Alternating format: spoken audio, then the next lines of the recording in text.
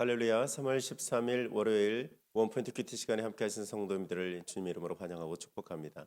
오늘 하나님께서 우리에게 주신 말씀은 고린도전서 7장 8절에서 16절까지의 말씀입니다. 함께 읽겠습니다. 내가 결혼하지 아니한 자들과 과부들에게 이르노니 나와 같이 그냥 지내는 것이 좋으니라. 만일 절제할 수 없거든 결혼하라. 정욕이 불같이 타는 것보다 결혼하는 것이 나으니라.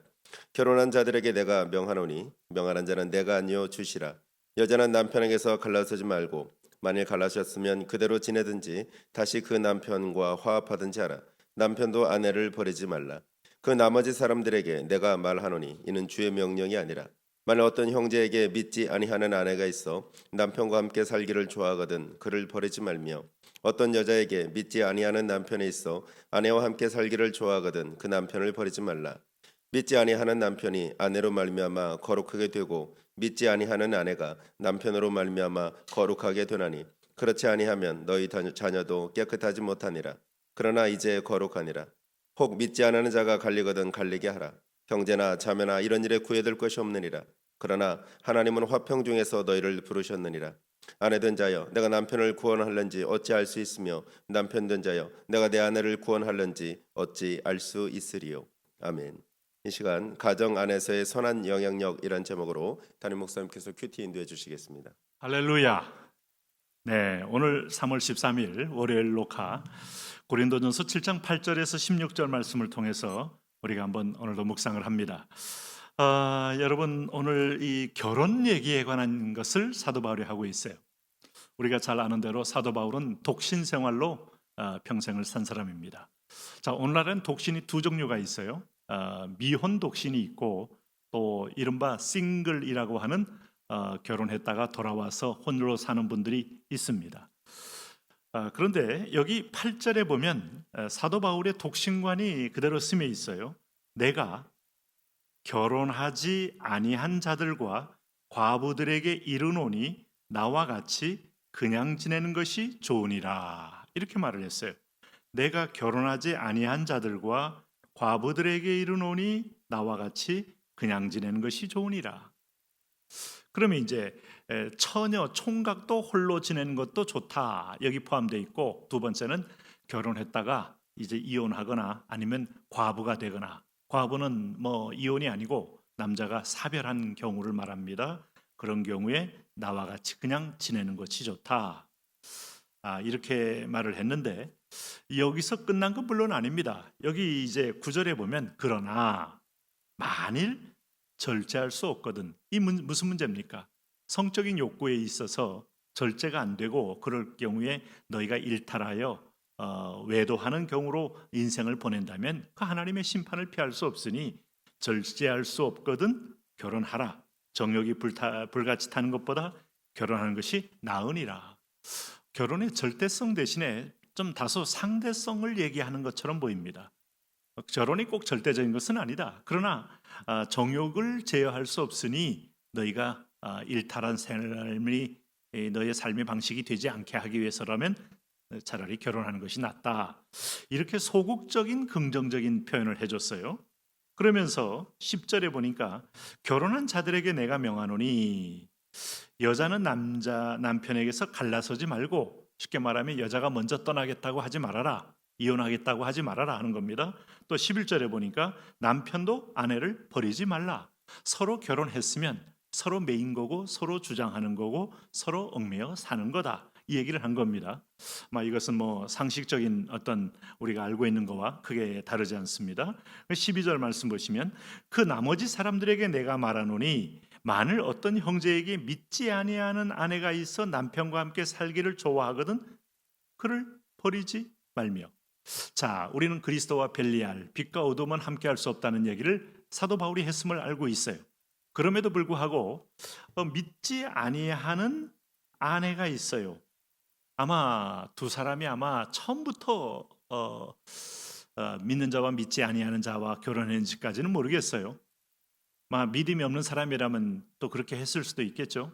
그러나 두 사람이 믿지 않게 결혼했다가 남자가 먼저 믿고 여자가 믿지 않는 불신자일 경우에도 여자가 같이 살기 원하거든 버리지 말라는 분명한 선을 그었습니다. 오늘날 우리가 성경을 잘못된 적용하기 전에 선명한 선을 그어줍니다. 또 두 번째는 13절에 어떤 여자에게 믿지 아니하는 남편이 있어 아내와 함께 살기를 좋아하거든 그 남편을 버리지 말라. 그러니까 믿고 안 믿고가 제일 더 중요한 게 아니라 이미 결혼한 상태에서 남편이 믿지는 않지만 아내와 살기를 좋아하면 버리지 말라. 이게 하나님 말씀이에요. 왜냐하면 여기 14절에 이런 얘기를 했습니다. 여기는 뜻이 있고 영향력이 있다. 믿지 아니하는 남편이 아내로 말미암아 거룩하게 되고 믿지 아니하는 아내가 남편으로 말미암아 거룩하게 되나니 그렇지 아니하면 너희 자녀도 깨끗하지 못하리라.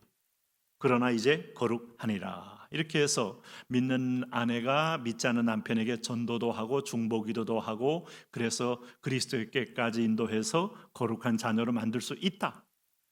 뭐 그렇게 된다는 건 아닙니다. 영향을 가장 많이 끼치는 관계이기 때문에 복음에 열려있는 관계가 될 수 있다. 두 번째는 믿지 아니하는 아내가 있어도 믿는 남편이 아내를 권유하고 함께 가기를 권장해서 결국 주님께 나와서 함께 믿음의 식구가 될 수 있다. 그러므로 그들이 원하면 그것 때문에 갈라서지 말라 이거예요. 물론 처음부터 믿는 남편이 믿는 아내가 믿지 않는 여자와 믿지 않는 남자와 찾아서 결혼하는 걸 금했습니다. 결혼하기 전에 이미 믿었으면 믿는 사람을 찾아라. 참 오늘 현실적으로 우리 교회 안의 청년들 비유를 봤을 때 매우 어려운 얘기처럼 보여도 믿음을 가지고 인내하며 그렇게 시작은 믿음으로 분명히 하라고 했습니다. 그러나 둘 다 믿지 않는데 한 사람이 믿게 되었다. 이건 벌써 복음이 그 가정에 이미 침투한 거 아니겠어요? 그리고 처음에는 믿는 남편이 믿지 않는 여자를 좋아서 했지만은 믿음이 없어서 잘못했어요. 그러나 그 이후에 결혼했으면 나뉘지 말고 영향을 끼쳐라. 이런 얘기를 또 하는 겁니다. 그래서 그런데 여기 15절에 혹 믿지 아니하는 자가 믿지 않는 남편이든 믿지 않는 아내이든 간에 나 이제 당신하고 못 살겠다. 갈리거든 갈리게 하라. 형제나 자매나 이런 일에 구애될 것이 없느니라. 그러나 하나님은 화평 중에서 너희를 부르셨느니라. 자, 뉘앙스를 보면 정 여자가 떠나겠다 그러면 보내줘라. 남자가 못 살겠다 그러면 결국 짐을 같이 질 수 없는 거다. 영적 짐은 더더욱 그렇다. 허용해라. 그러나 하나님은 화평 중에서 너희를 부르셨느니라. 그 이후에 당할 수 있는 고독과 외로움과 인생의 쓴맛과 또 다른 어떤 면에서 보면 번뇌의 짐은 네가 결코 피할 길이 없다. 그래도 불구하고 인내하며 품고 설득하여 살 수 있는 것이 유한한 세상 속에서 비교적 상대적으로 낫다. 이런 지혜의 권면을 또 하는 거예요. 그러면서 16절에 아내된 자여 내가 남편을 구원할지 어찌할 수 있으며 남편된 자여 내가 내 아내를 구원할는지 어찌할 수 있리요. 그럼 이 배경 속에는 믿는 남편 믿지 않는 아내, 믿는 아내 믿지 않는 남편 결혼했으면 이미 결혼 후에 또 이런 일이 벌어졌으면 인내하고 눈물 많이 납니다. 그런데요. 네? 여러 가지 여러분 많은 부분에서 번민과 갈등이 믿어도 존재하는데 믿지 않는데 여러분 뭐 더 원만하리라고 큰 기대할 거 없어요. 그 짐은 내가 지는 겁니다. 내가 당하는 겁니다. 그런데 이게 마지막 순간에 구원의 문으로 열매를 맺을지 네가 어찌 알겠느냐. 이 바울에게 있어서는 모든 것을 복음의 기회, 전도의 기회, 구원의 기회로 삼는 은혜가 있기에 너희가 믿지 않는 남편을 보내지 말아라. 그가 믿는 여자와 결혼할 확률이 매우 낮다. 다시 또 두 번째 살아있는데도 불구하고 결혼한 것 자체가 가늠한 것이니 그렇게 행하게 하지 말아라. 그러나 굳이 갈리겠다면 하는데 허용은 하되 권장은 아니다.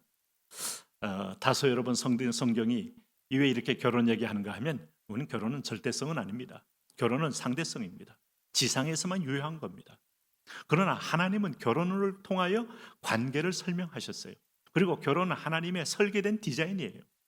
그러니까 결혼의 본질은 교회입니다. 하나님 닮아가는 과정이에요. 그래서 결혼의 정체성을 거룩이라고 하는 겁니다. 아내의 머리는 남편이요, 남편의 머리는 그리스도요, 그리스도의 머리는 하나님이시니라. 고린도전서 11장 3절은 그렇게 선명하게 지상의 가정과 천국의 가정을 이렇게 연계성이 있음을 분명히 설명해요.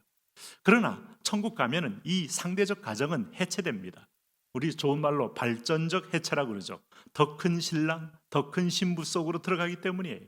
그러므로 이 지상에 있을 때에 구원의 문제, 함께 하나님의 자녀가 되는 문제가 크기 때문에 결혼에 인내할 이유 중에 하나는 그것이 또 크다 하고 권면하고 있는 겁니다. 여러분 한번 잘 생각해 보시면서 성경의 정신을 따라 적용하시기를 바랍니다. 하나님, 오늘도 이 결혼의 비밀을 열어주시니 감사합니다. 하나님이 결혼 속에서 하나님의 뜻을 온전히 이루도록 하게 하여 주옵소서. 예수님 이름으로 기도합니다.